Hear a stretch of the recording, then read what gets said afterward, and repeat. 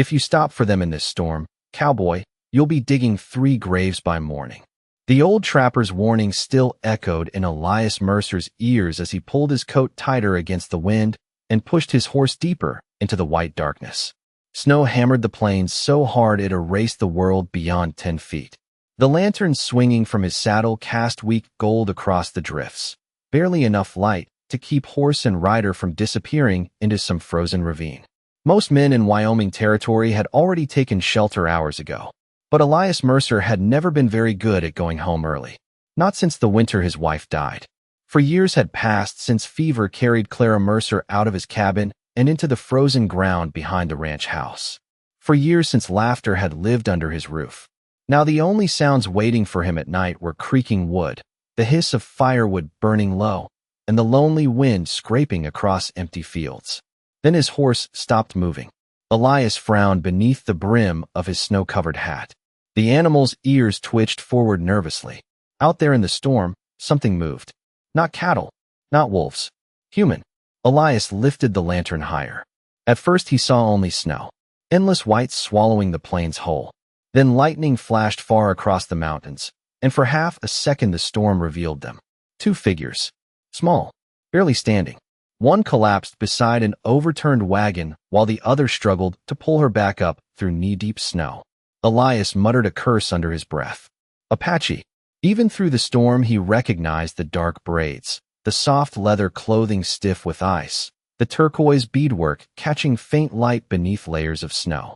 The standing girl looked toward him with sharp dark eyes that held no fear at all, only exhaustion. She couldn't have been older than 23, maybe younger. The second girl looked nearly identical. Twins. The horse shifted uneasily beneath him as the wind screamed harder through the canyon pass. Elias knew what sensible men would do. Keep riding. A widowed cowboy alone on a remote ranch didn't invite strangers into his life. Especially not strangers. Carrying trouble in the middle of a blizzard. But then the weaker sister coughed hard into the snow and nearly disappeared beneath the drift. Something old and buried twisted painfully inside his chest. Memory. Clara coughing beside the fireplace. Clara whispering his name through fever while he stood helpless with shaking hands and cold water. Elias closed his eyes for one long second. Then he swung down from the saddle. Easy now. He called over the storm as he approached slowly. Nobody's dying out here tonight. The standing sister instantly pulled a small knife from beneath her coat. Her hand trembled from cold, but her eyes stayed steady. Elias stopped 6 feet away. Snow collected on his shoulders and beard while the wind pushed between them like a living thing. "You touch her wrong," the Apache woman said quietly. "And I swear before God I'll remember your face forever." Elias looked down at the barely conscious twin curled in the snow, then back at the woman holding the knife. Strange thing was, he believed her. The storm followed them all the way back to the ranch like something alive and angry. Snow clawed against the cabin walls while Elias Mercer forced the swollen door shut with his shoulder and dragged the heavy wooden beam into place. The wind outside screamed through the cracks hard enough to rattle the windows. For a moment nobody spoke. The younger Apache sister sat near the fireplace wrapped in an old wool blanket, shivering so badly the tin cup in her hands rattled against her knees. Steam rose from the melting snow in her dark hair. Her cheeks had gone pale beneath the copper warmth of her skin. Fever. Elias knew the look too well. The older twin never sat down. She stood near the door watching him carefully with one hand still hidden beneath her blanket where the knife remained. Firelight danced across her sharp cheekbones and dark eyes, making her look less like a frightened traveler and more like someone trying very hard not to trust the wrong man. Elias removed his gloves slowly and hung them beside the stove. "There is coffee," he said quietly. "It tastes terrible, but it is hot." The younger twin gave the faintest smile before coughing into her blanket again. Her sister stepped closer immediately, kneeling beside her. The movement was fast, protective, familiar. Elias turned away before the sight could settle too deep in his chest.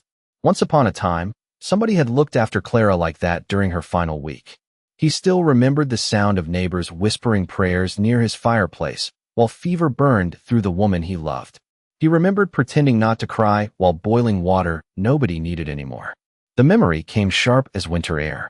Elias grabbed another log for the fire and shoved it into the flames harder than necessary. Sparks climbed up the chimney. "What are your names?" he asked finally. Silence. The older twin studied him for another long moment before answering. "Ayana." She touched the younger sister's shoulder gently. "And this is Nita." Elias nodded once. "Elias Mercer." Nita looked up from beneath tired eyes. "You live here alone?" Elias stared into the fire before answering. "Long enough." The cabin fell quiet again except for the sound of wind and crackling wood. Outside, the storm buried fences, wagon trails, and cattle tracks beneath fresh snow. Out here in Wyoming territory, winter erased the world fast. Sometimes whole ranches disappeared by morning. Ayana slowly removed her wet gloves near the fire. Her hands were red from cold, but steady. Elias noticed something strange then. Around her wrist hung a thin leather cord braided with tiny silver beads. Apache work. Old work. His eyes lingered on it 1 second too long because Ayana immediately covered it with her sleeve. "You ask too many questions with your eyes, cowboy," she said quietly. Elias almost smiled despite himself. "And you hold knives like somebody taught you not to trust kindness." The room turned still after that. Even the fire seemed quieter. Then Nita suddenly whispered something weakly in Apache. Ayana's expression changed at once. Concern. Fear. She pressed her hand against her sister's forehead and looked toward Elias for the first time without suspicion. "She is getting worse," she admitted softly. Elias walked toward the old cabinet near the sink and reached for a folded cloth beside a small glass bottle. Nita watched him carefully while trying not to shiver. Then her eyes drifted upward toward the fireplace mantel, toward the faded gray scarf hanging from a wooden nail above the fire. She stared at it for several seconds too long. "That belonged to your wife," Nita whispered. Elias froze completely. The fire cracked behind him. Snow battered the roof. Slowly, very slowly, Elias turned back toward the twins. "How?" he asked quietly. "Could you possibly know that?" The question stayed hanging in the cabin like smoke that refused to clear. Elias Mercer did not move, did not blink. The old scarf above the fireplace swayed slightly from the heat, its faded gray fabric catching orange firelight. Clara had sewn that scarf herself during their first winter together. Nobody alive outside this ranch should have known it existed. Yet Nita stared at it with fever-heavy eyes like she had seen it before somewhere far away. Ayana slowly rose to her feet beside her sister. Instinctively, her hand drifted near the hidden knife beneath the blanket again. Not threatening this time. Protective. Careful. "She speaks strangely when fever comes," Ayana said softly. "Do not put too much meaning into it." But Elias noticed something important then. Ayana would not look him in the eye while saying it. Outside, the storm deepened. Snow scraped hard against the cabin walls while cold air hissed through tiny cracks in the old wood. Somewhere near the barn, one of the horses stomped nervously. Elias finally stepped closer to Nita, crouching beside the fire. "Tell me," he said quietly, "how you knew about my wife." Nita studied him through half-lidded eyes. There was something unsettling in the calmness of her voice despite the fever burning through her. "Because grief leaves marks," she whispered. "Some people wear them on their face. Others hang them beside the fire so they never forget who they lost." Elias felt the words settle deep in his chest harder than they should have. For a moment, he forgot the storm, forgot the twins, forgot the long, lonely years stretching behind him like frozen prairie. All he could hear was Clara laughing softly near this same fireplace before sickness turned her voice weak and thin. He stood abruptly and walked toward the kitchen table. "You should both eat," he muttered. "Talking does not help fevers." Ayana watched him silently while he cut thick slices of bread beside the stove. His movements were rough but practiced. A man used to feeding only himself. Tin plates, old coffee, dried venison warming near the fire. The simple, lonely rituals of survival. Nita accepted the food with shaking hands. Ayana did not touch hers immediately. Her eyes kept drifting toward the frost-covered windows, toward the storm outside. Listening. Elias noticed. "You expecting somebody?" he asked. Ayana hesitated 1 second too long.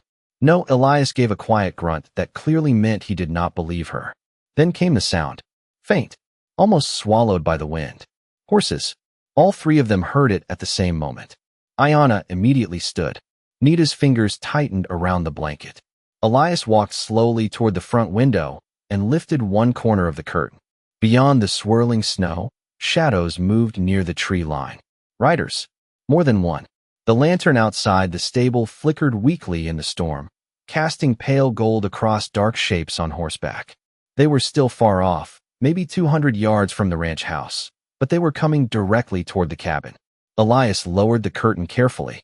The room suddenly felt much smaller, much warmer, much more dangerous. "Friends of yours?" he asked quietly. Ayana's jaw tightened. "No. Then why do they know where to find you in the middle of a blizzard?" Neither sister answered. The fire popped sharply behind them. Elias looked toward the rifle hanging above the mantel, then toward Clara's scarf swaying gently in the heat. Strange thing about lonely men. They spend years avoiding trouble, only to invite it inside because somebody looked cold. The riders stopped just beyond the reach of the lantern light.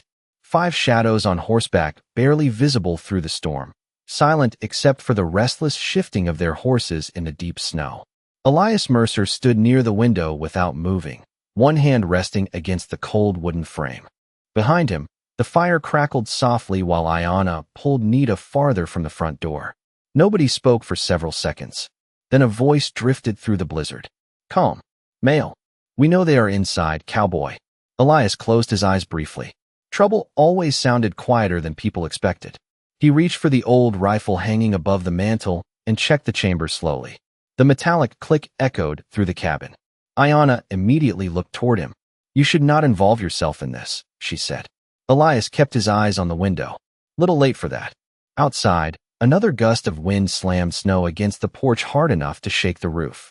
The riders remained still, waiting, like men used to patience. Elias had known that kind before. Men who hunted things across long distances did not waste movement. Nita suddenly coughed hard into her blanket again, her breathing rough and shallow.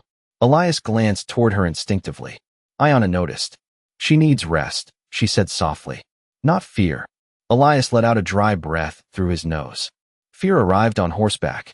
Then he walked toward the front door and stopped beside it. "Listen carefully," he said without turning around. "If those men came this far during a storm, then they believe whatever they are chasing is worth dying for."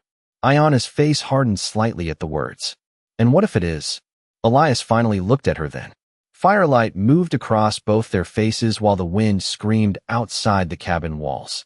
Strange thing was, he could already tell she was not asking about herself. She was asking about something hidden, something bigger. Elias spoke quietly. "Then I would say you brought more than snow into my house." For a moment Ayana looked like she might answer honestly. Her fingers tightened around the edge of Nita's blanket. But before she could speak, another voice came from outside. Closer this time. "We are not here to harm you, Mercer." Elias frowned immediately. They knew his name. "That should concern you," the voice continued. "Because men do not ride 30 miles through a Wyoming blizzard for nothing."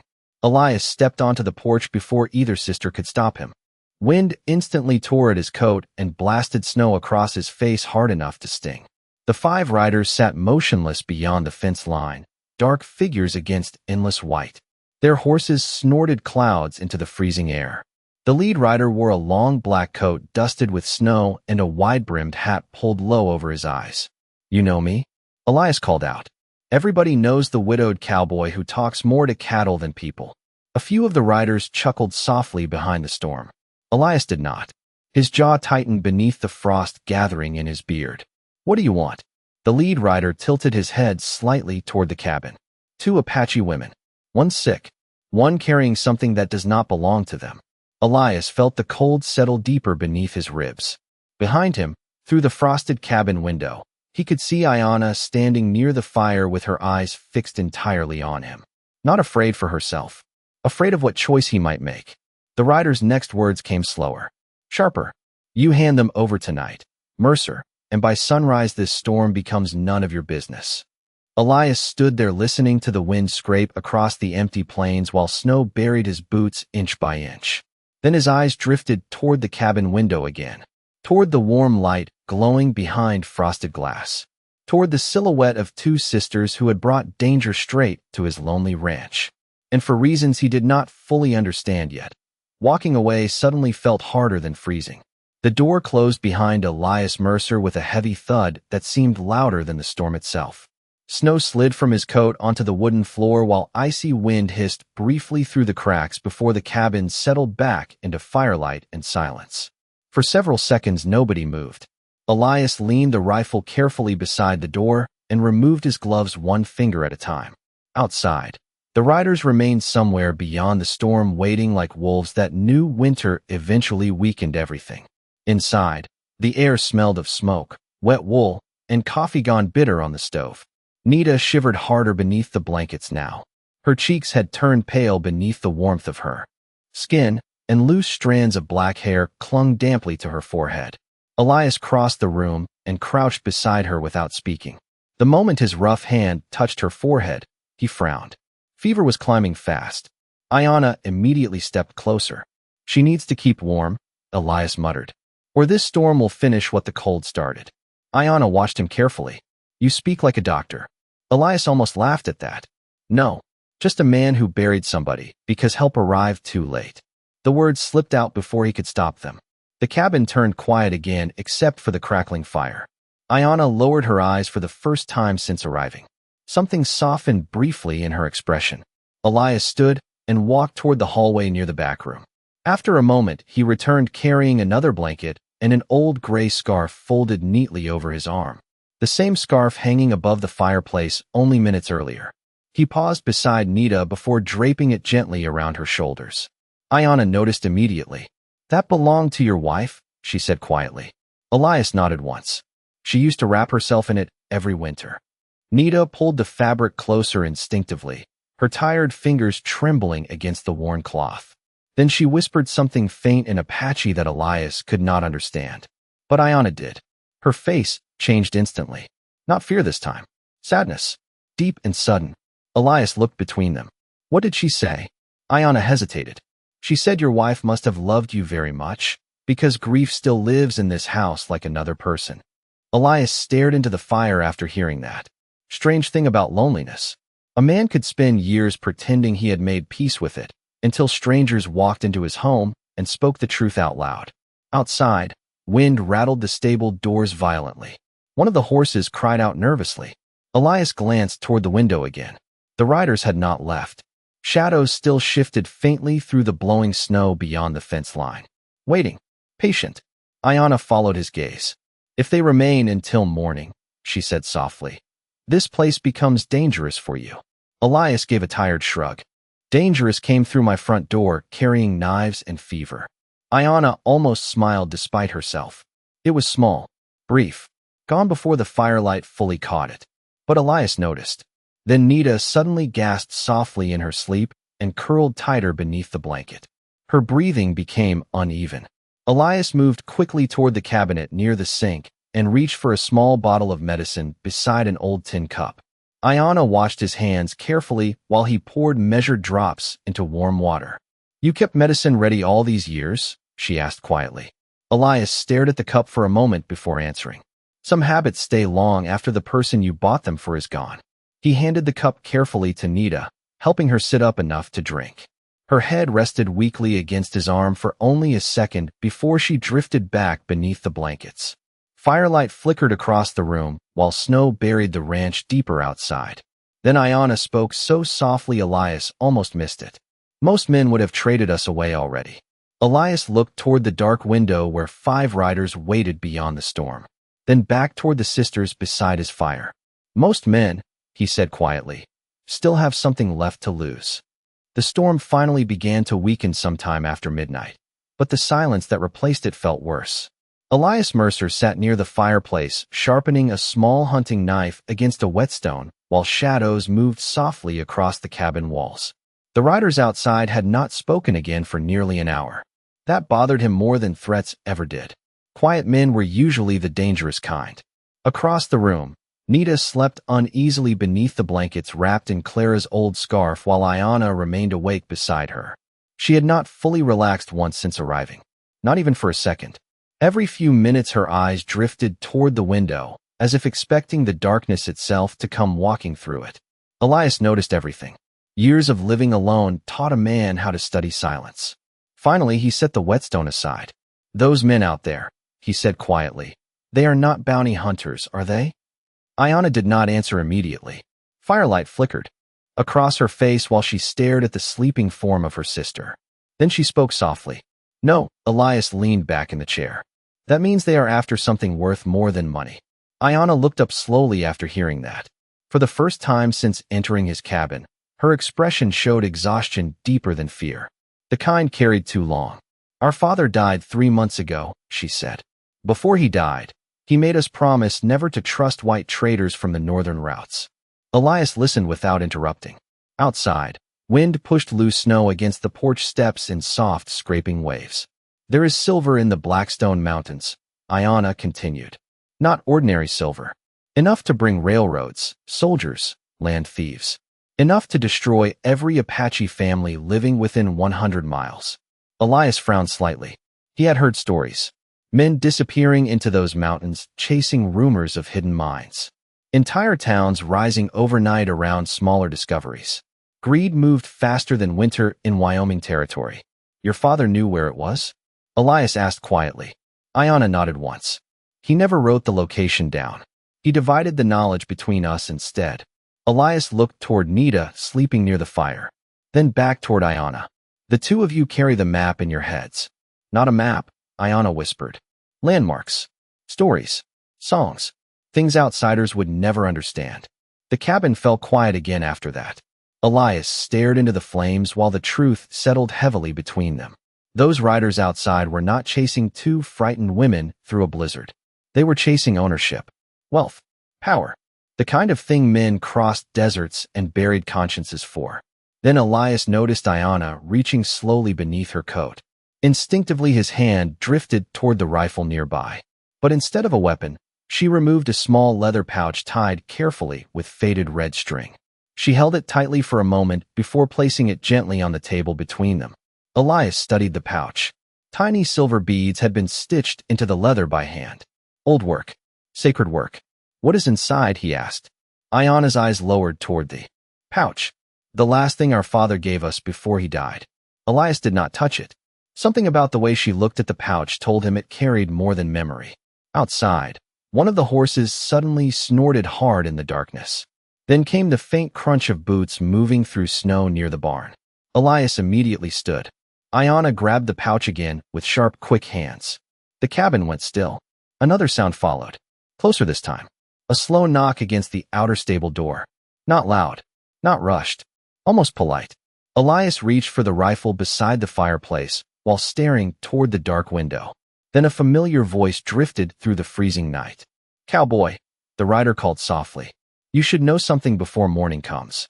The women inside your house are not the only ones carrying secrets tonight. The knock came again. Slow. Measured. Almost respectful.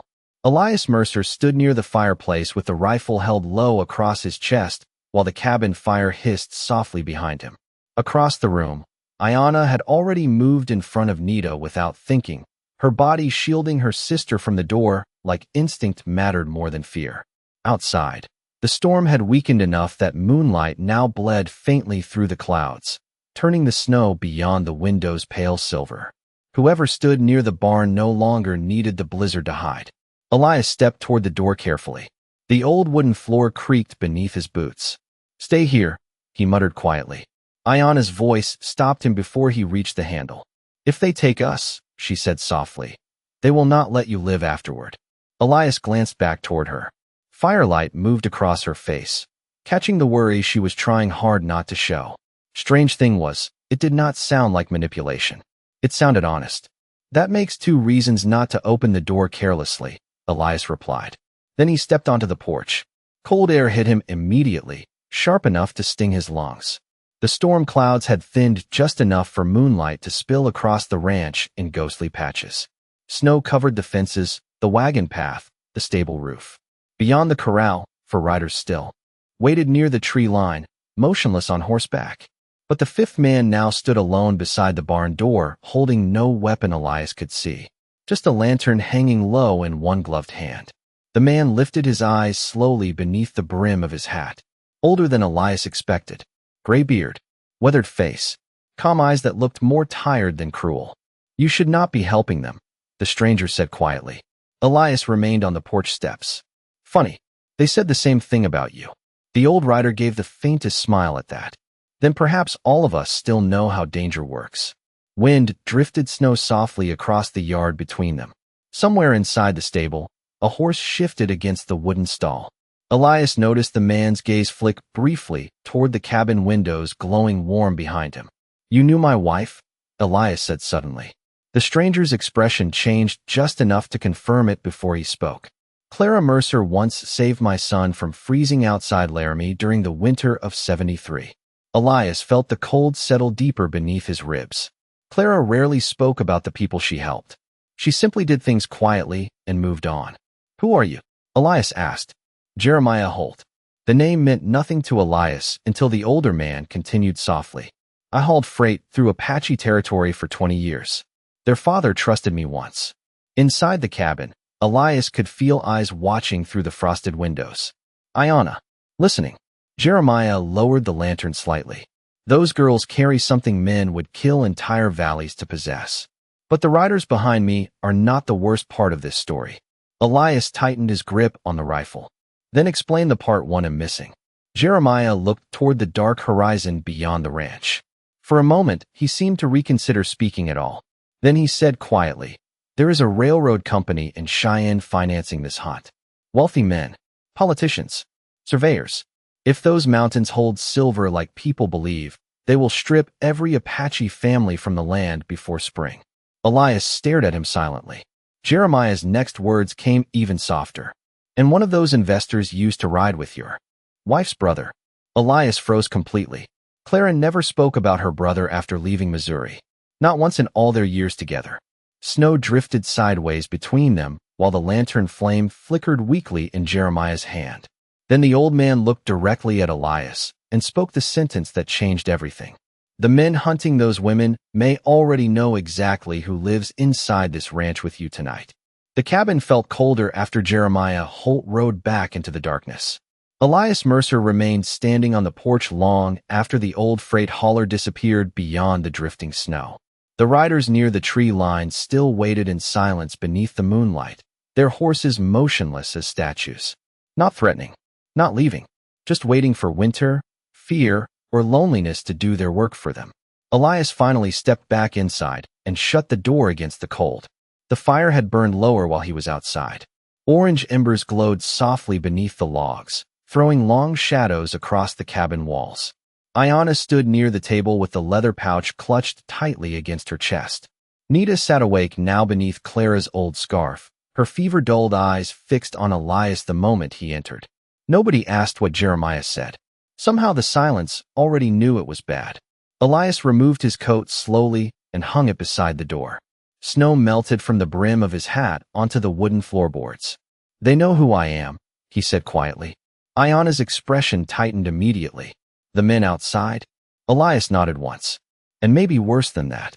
He walked toward the fireplace and stared into the flames for several long seconds before speaking again. "My wife had a brother back in Missouri. Wealthy, ambitious, the kind of man who believed land mattered more than people standing on it." Ayanna listened carefully without interrupting. Elias rarely spoke about Clara. The words sounded unfamiliar even to him. "She stopped writing to him years before I met her," Elias continued. "Said some men become so hungry for power they stop recognizing their own family." The cabin grew quiet again except for the soft crackle of firewood shifting beneath the flames. Nita slowly lowered the scarf from her shoulders. "And now he hunts us," she whispered weakly. Elias rubbed one rough hand across his jaw. "Maybe not personally, but men with money do not ride through blizzards themselves. They pay others to freeze for them." Ayanna looked toward the dark windows where the riders remained hidden somewhere beyond the storm. "Then we leave before sunrise," she said firmly. "This should not become your burden." Elias gave a tired laugh at that. "You think burdens wait politely outside until a man feels ready?" He reached for the coffee pot near the stove and poured what remained into a tin cup. Cold by now. Bitter. He drank anyway. Across the room, Ayanna carefully untied the leather pouch and removed something wrapped in soft cloth. Elias noticed immediately how gently she handled it, like something sacred. When the cloth finally opened, firelight reflected across old silver. A narrow medallion, worn smooth with age, strange markings carved around its edges. Elias frowned. That is what they are chasing. Ayana shook her head slowly. No. This only proves the silver exists. Elias studied the medallion more closely. Then his eyes narrowed slightly. He recognized the carving style. Railroad markings. Survey symbols. Where did your father get this? He asked quietly. Ayana hesitated. From a dying railroad surveyor many years ago. Elias looked up sharply after hearing that. Meaning somebody outside your tribe already found the mountains once before. Nita nodded weakly from the fireplace. And they never stopped searching after disappearing. Wind rattled the cabin windows softly again. Somewhere outside, leather creaked against saddle straps in the darkness. Elias suddenly realized something uncomfortable. Those riders were not desperate because they lacked information. They were desperate because they were close. Very close. Ayana wrapped the medallion carefully again before meeting Elias's eyes. There is something else you should know. Her voice had grown quieter now, more uncertain. Elias set the tin cup down slowly. I am beginning to dislike those words. For the first time all night, Ayana looked genuinely afraid. Our father believed somebody inside the railroad company had Apache blood. The fire cracked sharply between them. Then Nita whispered the part that made the room feel suddenly smaller. Which means somebody taught them how to track us through the mountains like one of our own people. The night stretched heavier after that revelation. Elias Mercer sat at the kitchen table with Clara's old oil lamp burning low beside him while the Apache sisters rested near the fireplace. Outside, the storm had nearly passed, leaving behind the strange silence that only deep winter carried across the plains. No wind now. No snow. Just stillness. The kind that made every distant sound feel important. Elias kept hearing the same sentence inside his head. Somebody taught them how to track us like one of our own people. Betrayal always sounded uglier when family was involved. He knew that better than most. Across the room, Ayana carefully fed another spoonful of medicine to Nita, who looked weaker than before despite the warmth of the fire. The fever had settled deep into her chest now. Elias noticed how Ayana kept pretending not to worry each time her sister coughed. Strong people often did that. They carried fear quietly so others could rest. Finally, Elias stood from the table and grabbed his heavy coat again. Ayana looked up immediately. Where are you going? Barn. Elias reached for the lantern hanging beside the door. Horses get restless when strange men wait outside all night. Ayana stepped toward him before he could open the door. Do not go alone. Elias raised one eyebrow. You offering to guard me? Her expression never changed. I am offering honesty. Those men outside are patient because they believe morning favors them. Elias studied her for a second longer than necessary. Firelight moved softly across her face, catching the exhaustion beneath her calm expression. Strange thing was, sometime during the night, she had stopped looking at him like an enemy. Not fully trust, but no longer distance either. Elias opened the door carefully and stepped into the freezing dark. Moonlight covered the ranch in pale silver now that the storm clouds had finally broken apart. Snow reached nearly halfway up the fence posts. His boots crunched sharply across the frozen ground as he walked toward the stable with the lantern swinging low beside him. The horses inside shifted nervously the moment he entered. Warm breath filled the cold air while leather straps creaked softly in the darkness. Elias moved slowly between the stalls checking feed and blankets. Simple work. Familiar work. The kind that usually quieted his thoughts. But tonight his mind refused to settle. Clara's brother. Railroad investors. Apache trackers. Hidden silver buried beneath sacred mountains. Somehow all of it had ended up here on a lonely ranch in the middle of nowhere. Then Elias noticed something that made him stop cold. Fresh tracks behind the stable. Not horse tracks. Boots. One person. The prints circled near the back wall where the snow drifted deeper against the wood. Elias lifted the lantern higher. There, half buried beneath fresh powder, he spotted a small object resting beside the stable door. A feather wrapped carefully with red thread. Apache. Elias crouched slowly and picked it up. The feather was warm. Recently placed. A warning. Or a message. He turned sharply toward the darkness beyond the ranch. Nothing moved. No riders. No sound. Just endless moonlit snow stretching toward the distant hills. Then a voice came quietly from behind him. That means they found us first. Elias spun around instinctively. Ayana stood near the stable entrance wrapped in Clara's gray scarf, her dark hair moving softly in the night wind. For a moment, neither of them spoke. The moonlight made the snow around them glow pale blue, while horses breathed softly behind the wooden stalls. Elias held up the feather. You recognize it? Ayana nodded once. Her expression had gone tight again. It belongs to Apache scouts. Elias frowned. I thought your people were hiding from these men. Ayana looked out toward the frozen plains beyond the ranch. Some of our people stopped hiding a long time ago. Then she looked directly at Elias and whispered the words that made the cold feel suddenly much deeper. And one of them may already be inside your land tonight. The ranch no longer felt empty after that. Elias Mercer could feel it the moment he stepped back out of the stable. The strange pressure in the air. The sense that unseen eyes rested somewhere beyond the fences watching every lantern glow, every shadow moving across the snow. Moonlight stretched cold and pale over the plains while the last of the storm clouds drifted east toward the mountains. Beside him, Ayana stood perfectly still listening to the silence. Not everybody understood silence. Some people thought it meant peace. Out here in Wyoming territory, silence usually meant somebody was waiting. Elias looked again at the Apache feather in his hand. Red thread twisted carefully around the stem. A tribal warning marker. He slid it into his coat pocket without speaking. How many of your people know this symbol? He asked quietly. Ayana folded Clara's gray scarf tighter around herself before answering. Enough. Not helpful. But Elias could tell she was frightened now in a different way. Before, she feared the riders outside the ranch. Now she feared something closer. Familiar. Betrayal always traveled nearest to home. They started back toward the cabin together, boots crunching softly through the frozen snow. The lantern hanging beside the porch flickered weakly in the cold wind, casting warm gold across the doorway. For a brief moment, Elias noticed how strange the scene looked. Him walking beside an Apache woman wrapped in his dead wife's scarf, while danger circled his ranch under moonlight. If somebody had told him yesterday morning this would become his life by midnight, he would have laughed straight into their face. Then Ayana suddenly stopped walking. Elias noticed immediately. Her eyes had fixed on something near the porch steps. A shadow. Small. Motionless. Elias lifted the lantern slightly higher. A boy stood there. Apache. No older than 14. Snow covered his shoulders and dark hair, but he had not frozen. Had not moved. His eyes remained locked entirely on Ayana. She whispered something sharp in Apache under her breath. Fear. Real fear this time. The boy slowly raised one hand. Around his wrist hung the same red thread markings tied to the feather. Elias kept one hand near the rifle slung over his shoulder while stepping slightly in front of Ayana without fully realizing he was doing it. The boy noticed. I did not come to fight, he said quietly in careful English. Then you picked a poor hour to arrive at my ranch, Elias answered. The boy ignored him completely and kept staring at Ayana. You should have kept riding south, he said softly. The railroad men reached Red Creek 2 days ago. Ayana's face drained of color. How many? She asked. Enough to empty a valley.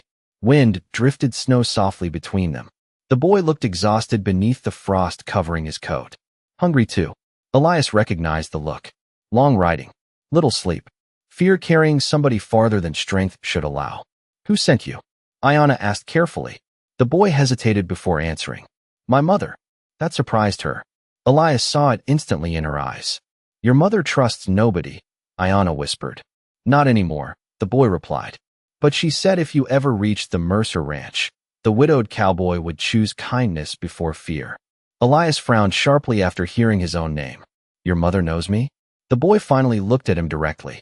No, but your wife did. The cold seemed to deepen around Elias after that sentence. Clara again. Every road tonight somehow led back to her.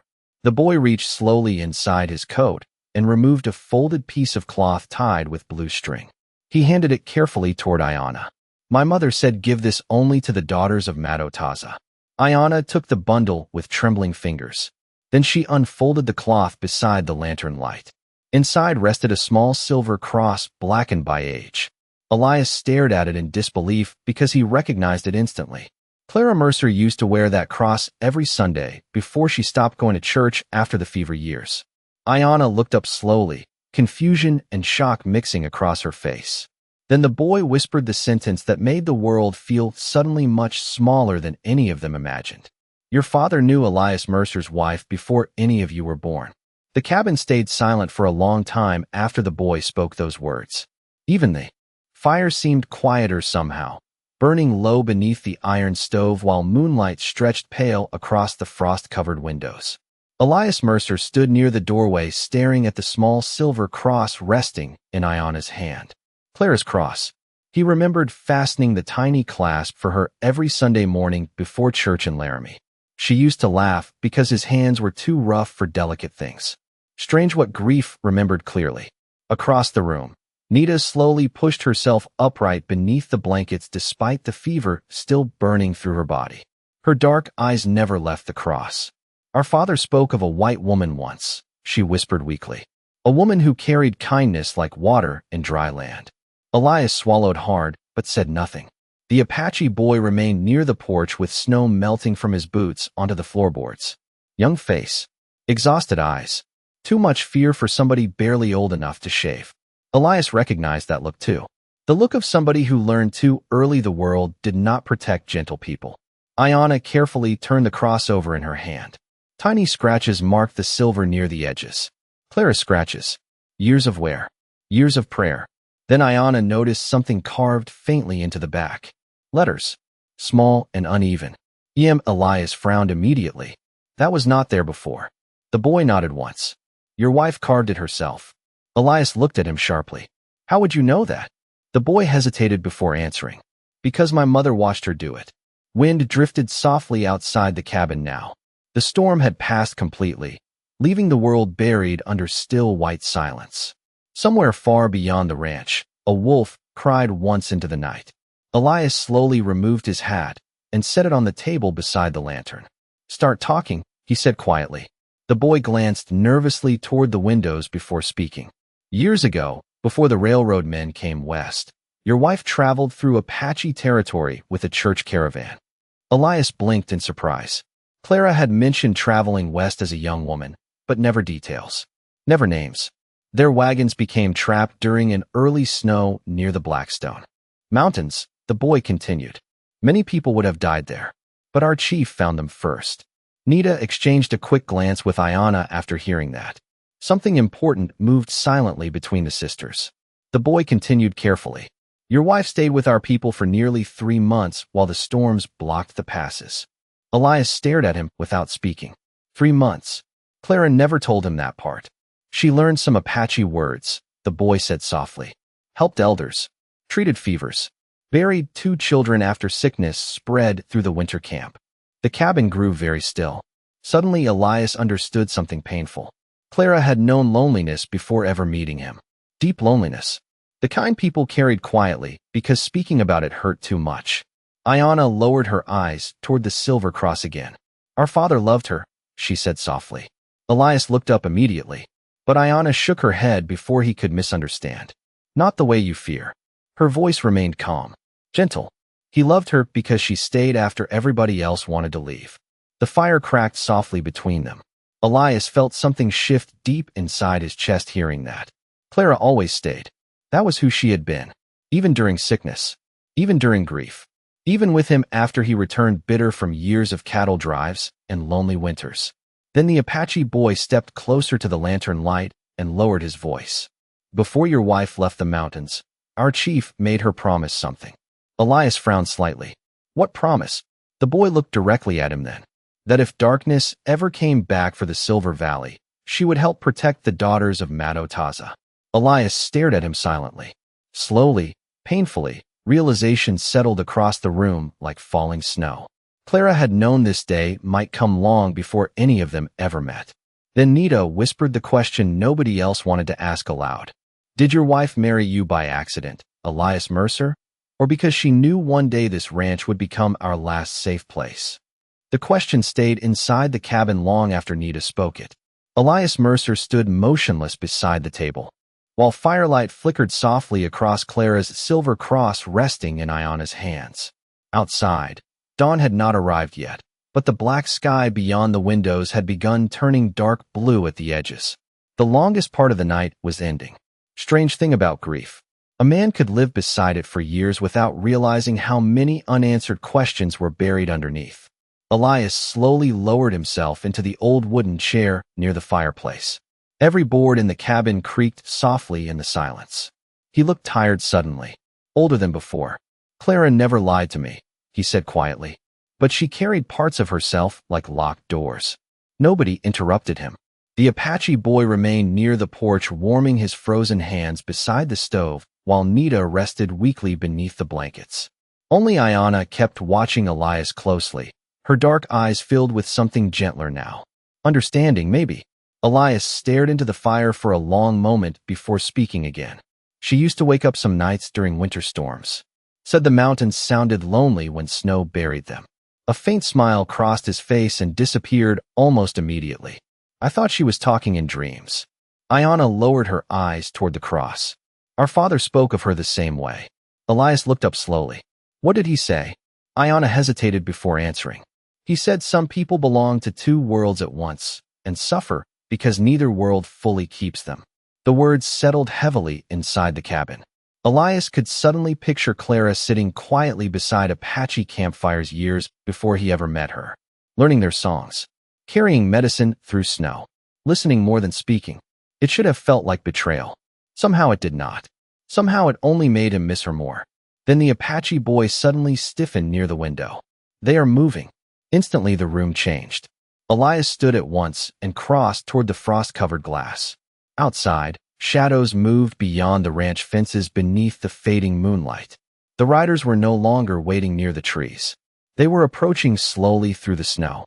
Calm. Certain. Elias counted 5 horses at first. Then 6. More shapes emerged farther back near the ridge line.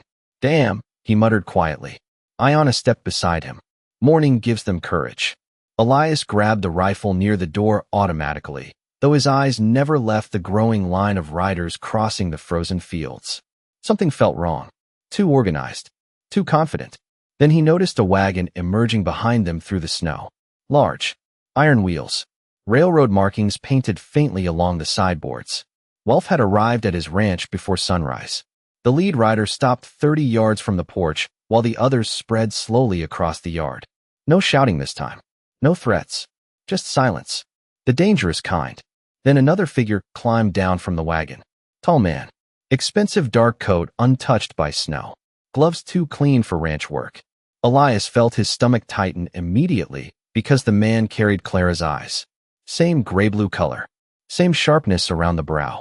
The stranger removed his hat slowly while staring directly at the cabin. Elias. He called calmly through the cold morning air. It has been many years. Behind him, Ayana whispered softly under her breath. Who is that? Elias never looked away from the man outside. The last person I ever expected to find at my front door. Snow drifted softly between the ranch house and the waiting riders while dawn crept slowly across the Wyoming plains. Then the stranger spoke again, quieter this time. My sister died protecting secrets that should have stayed buried in those mountains. Elias tightened his grip on the rifle. The man's next words came colder than the winter air around them. And now I am here to finish the mistake Clara Mercer started. The morning light arrived slowly over the Wyoming plains, pale gold spilling across snow that still carried the scars of the storm.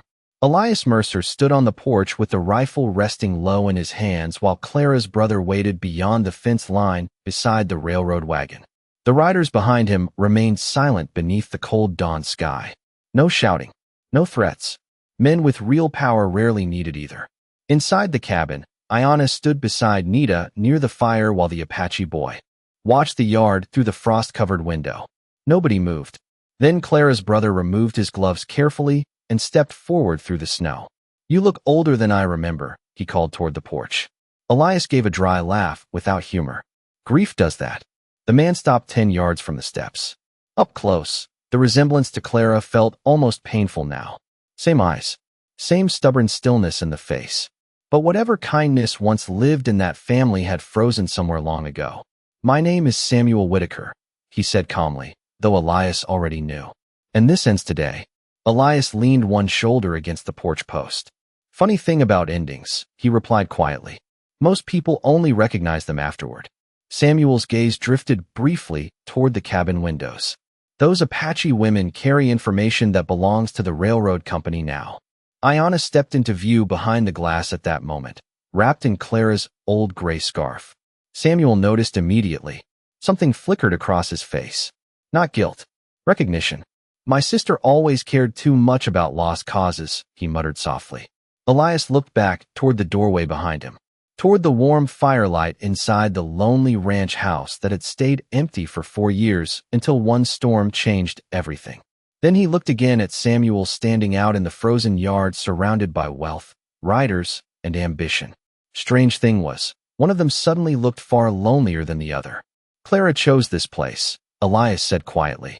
Not because it was safe, because she believed some things deserved protecting. Samuel shook his head slowly. And where did that belief leave her?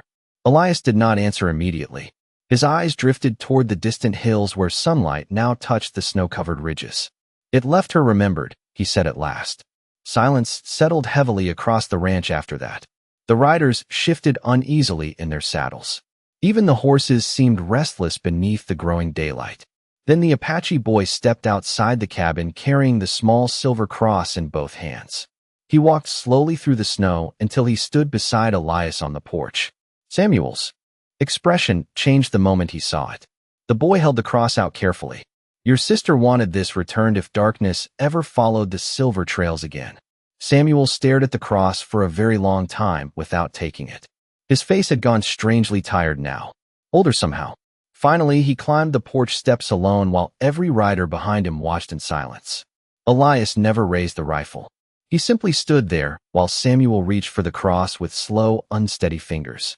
The moment he touched it, something inside him seemed to break quietly. Not loudly, not dramatically, just enough for truth to finally enter the room where pride had lived too long. Samuel lowered his eyes toward the snow-covered porch boards. She wrote me letters from these mountains, he said softly. I never answered a single one. Nobody spoke. Wind moved gently across the plains while morning sunlight warmed the frozen ranch inch by inch. Then Samuel looked toward Ayanna and Nita standing together inside the doorway. The railroad company will keep searching for the valley, he admitted quietly. But they will not find it through me. Elias studied him carefully. And the riders? Samuel glanced back toward the men waiting in the yard. Men follow money. Once the money disappears, so do they. For the first time since arriving, Ayanna's shoulders finally relaxed. Nita pulled Clara's scarf tighter around herself, while tears quietly filled her tired eyes. Samuel handed the silver cross back to the Apache boy instead of keeping it. My sister belonged to your people more than she ever belonged to mine, he whispered. Then he stepped down from the porch and walked slowly back toward the wagon without another word. One by one, the riders turned their horses away from the ranch and disappeared into the endless white plains beneath the rising sun. Hours later, after the last tracks faded beneath drifting snow, Elias stood alone beside the fence watching the mountains glow gold in the distance. Behind him, laughter drifted softly from inside the cabin for the first time in years. Real laughter. Warm. Alive. Elias closed his eyes briefly as the winter wind moved gently across the ranch. Then he reached up, removed Clara's old scarf from around Ayanna's shoulders, and hung it carefully across the porch rail beneath the morning sunlight, instead of hiding it beside the fire again. Because some grief was never meant to stay buried in dark rooms forever. And sometimes love did not return to replace what a man lost. Sometimes it returned quietly through snow and silence, just to remind him he was still alive.